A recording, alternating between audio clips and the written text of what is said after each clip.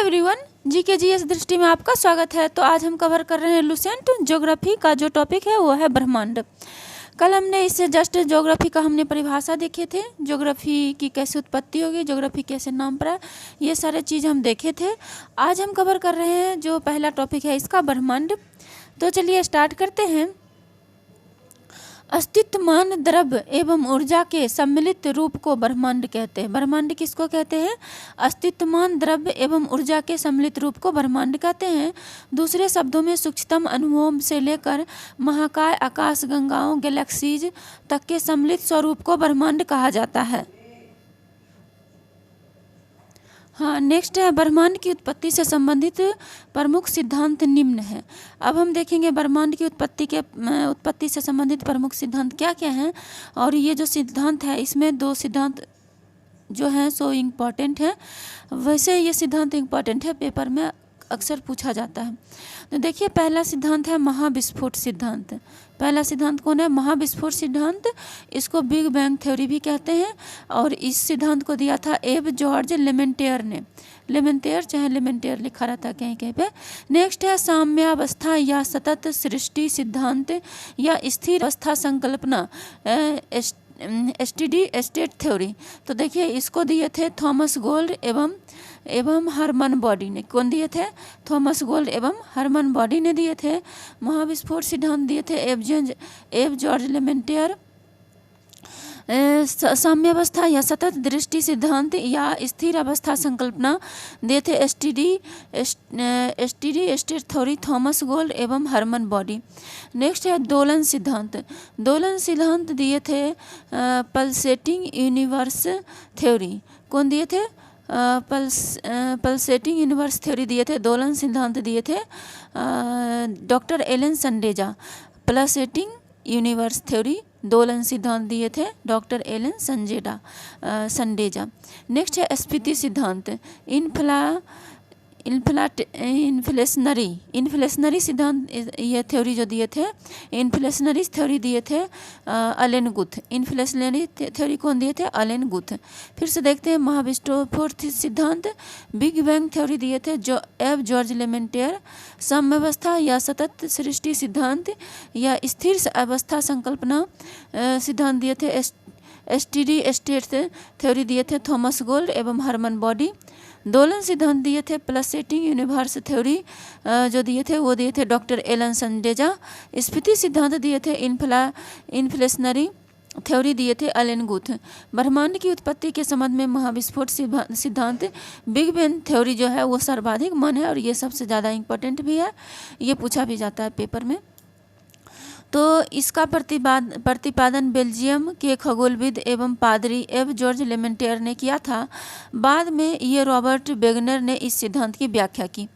तो big bang सिद्धांत की थ्योरी दिया था जॉर्ज लेमेंटियर ने और एब जॉर्ज लेमेंटियर ने, और इसकी व्याख्या किसने की थी? रॉबर्ट वेगनर ने इसकी व्याख्या की थी बिग बैंग थ्योरी की। नेक्स्ट है बिग महाविस्फोट सिद्धांत के अनुसार क्या है, यहाँ पे देखिए। हाँ, महाविस्फोट सिद्धांत के अनुसार आरंभ में वे सभी पदार्थ जिनसे ब्रह्मांड बना है अति छोटे गोलक एकाकी परमाणु के रूप में एक ही स्थान पर स्थित था, जिनका आयतन अत्यधिक सूक्ष्म एवं तापमान तथा घनत्व अनंत था। महाविस्फोट सिद्धांत के अनुसार आरंभ में ये सभी पदार्थ जिनसे ब्रह्मांड बना है अति छोटे गोलक एकाकी परमाणु के रूप में एक ही स्थान पर स्थित था, जिनका आयतन अत्यधिक सूक्ष्म एवं तापमान तथा घनत्व अनंत था। तो ये महाविस्फोट सिद्धांत क्या था? महाविस्फोट सिद्धांत में कहा गया कि आरंभ में सभी पदार्थ क्या था? सभी पदार्थ जिनसे ब्रह्मांड बना है अति छोटे गोलक था, यानी बहुत छोटा कण था एक, और वो एक ही परमाणु से बना था और एक ही रूप में एक ही स्थान पर स्थित था, जिनका आयतन अत्यधिक सूक्ष्म एवं तापमान घनत्व अनंत था, और जिसका आयतन बहुत छोटा और तापमान घनत्व जो था बहुत ज़्यादा था। अत्यधिक संकेंद्रण के कारण बिंदु का आकस्मिक विस्फोट हुआ, और अत्यधिक संकेंद्रण के कारण उस बिंदु का आकस्मिक क्या होता है? विस्फोट हो जाता है, जिसे महाविस्फोट, ब्रह्मांडीय विस्फोट, बिग बैंग कहा जाता है।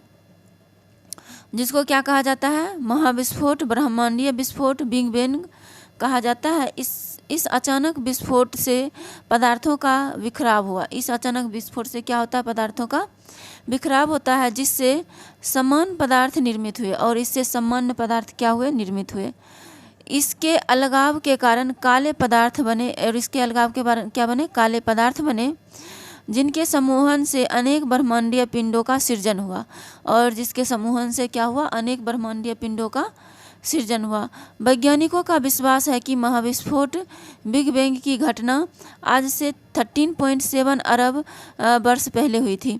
और ये क्या कहते हैं, वैज्ञानिकों का विश्वास है कि महाविस्फोट की घटना कब हुई थी, आज से अप्रॉक्स 13.7 अरब वर्ष हुई थी। तो ये भी याद रखना है कि जो महाविस्फोट की घटना कब हुई है, आज से 13.7 अरब वर्ष पहले हुई थी। महाविस्फोट के लगभग 10.5 अरब वर्ष पश्चात, महाविस्फोट के लगभग 10.5 अरब वर्ष पश्चात यानी आज से 4.5 अरब वर्ष पूर्व सौर मंडल का विकास हुआ। यानी कि महाविस्फोट के लगभग 10.5 अरब वर्ष पश्चात यानी आज से 4.5 अरब वर्ष पूर्व सौर मंडल का क्या होता है, विकास होता है, जिसमें ग्रहों एवं उपग्रहों का निर्माण हुआ। और इसमें ग्रहों एवं उपग्रहों का निर्माण होता है। इस प्रकार बिग बैंग परिघटना से ब्रह्मांड की उत्पत्ति हुई। और इसी तरह से बिग बैंग परिघटना से किसकी उत्पत्ति होती है, ब्रह्मांड की उत्पत्ति होती है। और तभी से इसमें निरंतर विस्तार जारी है। और तभी से में क्या हो रहा है, निरंतर विस्तार हो रहा है। इसके साक्ष्य के रूप में आकाशगंगाओं के बीच बढ़ती दूरी का साक्ष्य दिया जाता है। और इसलिए जो इसके साक्ष्य के रूप में हमारा आकाशगंगा जो है उसके बीच क्या हो रही है, दूरी बढ़ रही है। और नासा ने 2001 में MAP माइक्रोवेव एनिस्ट्रॉफी प्रोब, नासा ने 2001 में MAP माइक्रोवेव एनिस्ट्रॉफी प्रोब नामक अनुसंधान में पुष्टि की है। ब्रह्मांड के निरंतर विस्तारण के साक्ष्य जुटाने में एडविन हब्बल का योगदान उल्लेखनीय है। ब्रह्मांड के निरंतर विस्तारण के साक्ष्य जुटाने में किसका योगदान जो है उल्लेखनीय है, एडविन हब्बल का योगदान क्या है, एडविन हब्बल का योगदान उल्लेखनीय है। ब्रह्मांड के निरंतर विस्तारण के साक्ष्य के रूप में अंतरिक्ष में सूक्ष्म तरंगों की उपस्थिति का पता चलना, अंतरिक्ष में रेडशिफ्ट परिघटना का अवलोकन तथा आधुनिक अध्ययनों में सुपरनोवा का अंतरिक्ष में विस्फोट होना भी ब्रह्मांड के विस्तार के साक्ष्य के रूप में माना जा रहा है। तो यहाँ पे देखिए क्या कह रहा है कि ब्रह्मांड के निरंतर विस्तारण के साक्ष्य के रूप में अंतरिक्ष में सूक्ष्म तरंगों की उपस्थिति का पता चलना, अंतरिक्ष में रेडशिफ्ट परिघटना का अवलोकन तथा आधुनिक अध्ययनों में सुपरनोवा का अंतरिक्ष में विस्फोट होना भी ब्रह्मांड के विस्तार के साक्ष्य के रूप में क्या किया जाता है, माना जा रहा है। नेक्स्ट है नासा द्वारा 30 जून 2001 को डेविड विल्किंसन के नेतृत्व में, यहाँ देखिए नासा द्वारा 30 जून 2001 ईस्वी को डेविड विल्किंसन के नेतृत्व में बिग बैंग की पुष्टि हेतु मैप परियोजना माइक्रोवेव एनिस्ट्रॉफी प्रोब MAP का शुभारंभ किया गया। मैप एक खोजी उपग्रह है। इससे प्राप्त चित्रों से बिग बैंग की पुष्टि होती है। इससे प्राप्त चित्रों से किसकी पुष्टि होती है, बिग बैंग की पुष्टि होती है। 11 फरवरी 2013 को इस आधार पर नासा ने ब्रह्मांड की आयु 13.7 अरब वर्ष निर्धारित करने की घोषणा की। और 11 फरवरी 2013 को इस आधार पर नासा ने ब्रह्मांड की आयु कितना 13.7 अरब वर्ष निर्धारित करने की घोषणा की। डेविड विल्किंसन की सितंबर 2002 में निधन के पश्चात उनके सम्मान में मैप उपग्रह का नाम 11 फरवरी 2003 को WMAP विल्किंसन माइक्रोवेव एनिस्ट्रॉफी प्रोब रखा गया। आगे देखते हैं कि ब्रह्मांड के रहस्यों के जानने के लिए 30 मार्च 2010 को European centre for nuclear research, ब्रह्मांड के रहस्यों को जानने के लिए 30 मार्च 2010 को European centre for nuclear research सर्न ने जेनेवा की सतह से 50 से 175 मीटर नीचे 27.37 किलोमीटर लंबे सुरंग में जॉर्ज हैड्रन कोलाइजर LHC नामक महाप्रयोग सफलतापूर्वक किया गया। इसमें प्रोटीन बीमों को लगभग प्रकाश की गति से टकराया गया। तथा हिग्स बोसोन के निर्माण का प्रयास किया गया। माना जाता है कि गॉड पार्टिकल के नाम से जाना जाने वाला हिग्स बोसोन में ही ब्रह्मांड के रहस्य छिपे हैं। और ये माना जाता है कि गॉड पार्टिकल के नाम से जाना जाने वाला हिग्स बोसोन में ही ब्रह्मांड के क्या छिपे हैं, रहस्य छिपे हैं, क्योंकि यह सबसे बेसिक यूनिट माना जाता है। और यह सबसे क्या माना जाता है, बेसिक यूनिट माना जाता है। सर्न ने 4 जुलाई 2012 को हिग्स बोसोन से मिलता जुलता सब एटॉमिक पार्टिकल की खोज करने में सफलता हासिल की। और सर्न जो है CERN, सर्न इसका क्या पढ़े थे, full form European centre for nuclear research. सर्न ने 4 जुलाई 2012 को हिग्स बोसोन से मिलता जुलता सब एटॉमिक पार्टिकल की खोज करने में सफलता हासिल की। इससे ब्रह्मांड के रहस्यों को जानने में क्या मिलेगी, मदद मिलेगी। ब्रिटिश वैज्ञानिक हिग्स ने 1964 में कॉस्मोलॉजी समझने हेतु गॉड पार्टिकल परमाणिक अवधारणा को पेश किया था, जो भारतीय वैज्ञानिक सत्येंद्र बोस के बोसोन थ्योरी पर आधारित थी। कह रहा है ब्रिटिश वैज्ञानिक हिग्स बोसोन ने 1964 में कॉस्मोलॉजी समझने हेतु गॉड पार्टिकल परमाणिक अध्ययन को पेश किया, जो भारतीय वैज्ञानिक सत्येंद्र नाथ बोस के बोसोन थ्योरी पर क्या थी, आधारित थी। आगे है ब्रह्मांड का व्यास 10⁸ प्रकाश वर्ष है। ब्रह्मांड का व्यास कितना है, ब्रह्मांड का व्यास 10⁸ प्रकाश वर्ष है। ब्रह्मांड में अनुमानतः 100 अरब मंदाकिनी गैलेक्सी हैं। प्रत्येक मंदाकिनी में अनुमानतः 100 अरब तारे हैं। प्रत्येक मंदाकिनी में अनुमानतः कितने अरब तारे हैं, तो 100 अरब तारे हैं। मंदाकिनी तारों का एक समूह है जो धुंधला सा दिखाई पड़ती है। और मंदाकिनी है वो तारों का क्या है, एक समूह है जो धुंधला सा दिखाई पड़ती है, तथा जो तारा निर्माण प्रक्रिया की शुरुआत का गैसपुंज है। और ये मंदाकिनी क्या है, तारा निर्माण प्रक्रिया की शुरुआत का गैसपुंज है। मंदाकिनी तारों का एक ऐसा समूह है जो धुंधला सा दिखाई पड़ता है। मंदाकिनी जो है किसका समूह है, तारों का एक समूह है जो धुंधला दिखाई देता है, जो तारा निर्माण प्रक्रिया की शुरुआत का गैसपुंज है। और जो तारा जब निर्माण होती है कि उसकी प्रक्रिया का शुरुआत का स्टेज है। मंदाकिनी वही क्या कहलाता है, मंदाकिनी कहलाता है। इंग्लिश में उसको गैलेक्सी कहते हैं। हमारी पृथ्वी की अपनी एक मंदाकिनी है जिसे दूध मेखला या आकाशगंगा मिल्की वे कहते हैं।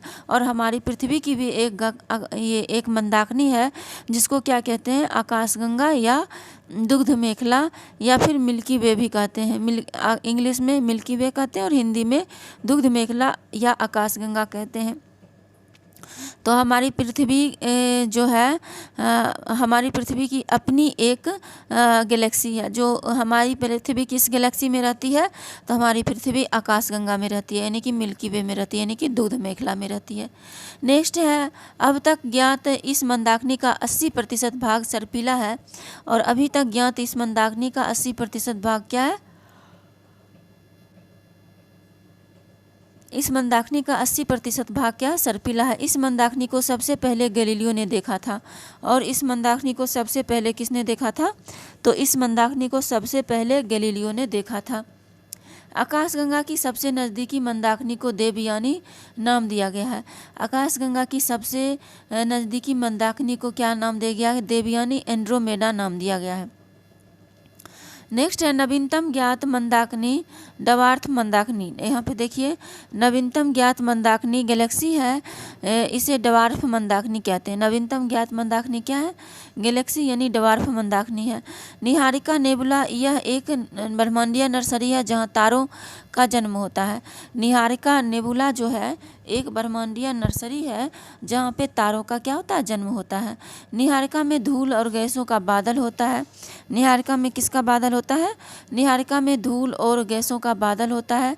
सभी तारों का जन्म निहारिका में होता है, सिर्फ कुछ दुर्लभ अवसरों को छोड़कर, जिसमें 2 न्यूट्रॉन तारे एक श्याम बीवर बनाते हैं। वैसे भी न्यूट्रॉन तारे और श्याम बीवर मृत तारे माने जाते हैं। वैसे भी न्यूट्रॉन तारे और श्याम बीवर क्या माने जाते हैं, मृत तारे माने जाते हैं। यहाँ पाए जाने वाले गैसों में हाइड्रोजन गैस, हीलियम गैस एवं अन्य आयनीकृत प्लाज्मा गैसें होती है। और यहाँ पाए जाने वाले गैस में कौन कौन गैस होती है? हाइड्रोजन गैस, हीलियम गैस एवं अन्य आयनीकृत प्लाज्मा गैस होती है। नेक्स्ट है नीहारिका दो अलग अलग कारणों से बनती है। यहाँ पे देखिए नीहारिका दो अलग अलग कारणों से बनती है। पहला ब्रह्मांड की उत्पत्ति और दूसरा किसी विस्फोटक तारे से बने सुपरनोवा से। नीहारिका किस कारण से बनती है? दो कारण से बनती है। पहला ब्रह्मांड की उत्पत्ति से और दूसरा किसी विस्फोटक तारे से बने सुपरनोवा से। नेक्स्ट है ब्रह्मांड के जन्म के बाद परमाणुओं का जन्म हुआ। यहाँ कह रहा है कि पहले किसका जन्म हुआ? ब्रह्मांड का, फिर परमाणु का जन्म हुआ और इन परमाणुओं से धूल कण, धूल और गैस के बादलों का निर्माण हुआ। और इसी परमाणु से किसका निर्माण हुआ? धूल और गैस के बादलों का निर्माण हुआ। आगे है सुपरनोवा से पृथ्वी पदार्थ उत्सर्जित। यहाँ देखिए सुपरनोवा से पदार्थ उत्सर्जित होता है, इससे भी नीहारिका का जन्म होता है।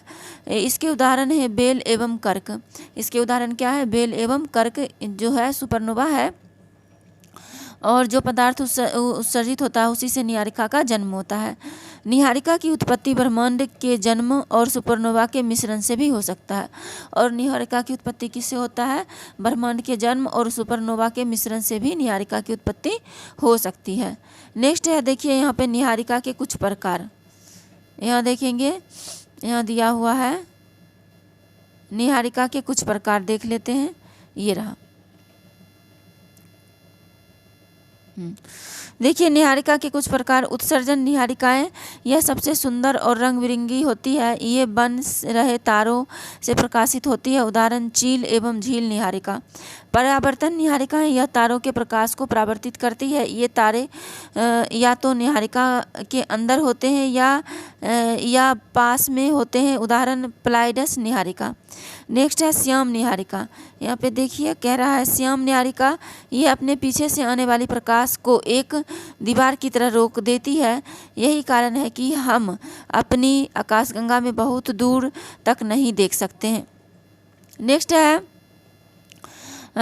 है कि ग्रहीय नीहारिका। यहाँ देखिए ग्रहीय नीहारिकाएँ, इसका निर्माण उस वक्त होता है जब एक समान तारा एक दूसरे तारे को एक लाल दानव तारे में बदलकर अपनी बाहरी तहों को उत्सर्जित कर देता है। इसी वजह से इनका आकार गोल होता है। क्या कह रहा है कि ग्रहीय नीहारिका, इसका निर्माण उस वक्त होता है जब एक समान तारा एक लाल दानव तारे में बदलकर अपनी बाहरी तहों ओरियन नेबुला हमारी आकाशगंगा में सबसे शीतल और चमकीले तारों का समूह है। तारों के बारे में विस्तृत जानकारी के लिए भौतिक देखें।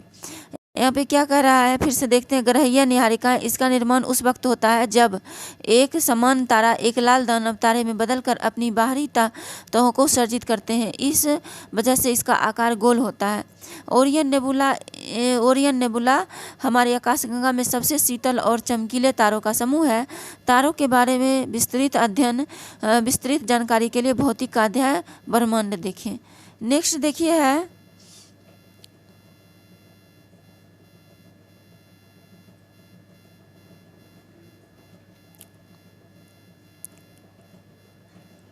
नेक्स्ट देखिए ब्रह्मांड। देखिए नेक्स्ट जो है सौर मंडल को हम नेक्स्ट वीडियो में कवर करेंगे। आज के लिए इतना ही। नेक्स्ट जल्द ही मिलते हैं नेक्स्ट वीडियो में। तब तक के लिए आप लोगों को थैंक यू सो मच।